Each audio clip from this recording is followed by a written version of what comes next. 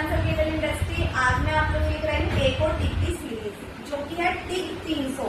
अगर आप एक ऐसा वेल्डिंग मशीन ढूंढ रहे हैं जो प्रॉपर कंटिन्यू वर्क कर सके तो एकदम परफेक्ट वेल्डिंग मशीन है। मेटल बॉडी में ये आ रही है, प्लास्टिक फ्रेम हम इसके फ्रंट में दे रहे हैं, सिंगल डिस्प्ले है और ये 2-in-1 वेल्डिंग मशीन है। ये जो सिर्फ देख रहे हैं इससे आप टिग और आर्क पे एडजस्ट कर सकते हैं। हैवी टर्मिनल्स इस वेल्डिंग मशीन के साथ हम आपको दे रहे हैं। इसके साथ दो चीजें और फ्री दे रहे हैं, एक तो वाटर कूल का टॉर्च और अर्थिंग लैम्प। ये एमएस में वेल्ड करती है और ट्यूब आईजीबीटी टेक्नोलॉजी की वेल्डिंग मशीन है। अगर आपको ये वेल्डिंग मशीन परचेज करनी है या इसकी डिटेल में के बारे में जानना है तो प्लीज मुझे डीएम कीजिए या मेरे कॉन्टेक्ट नंबर पर मुझे कॉल कीजिए। Thank you so much.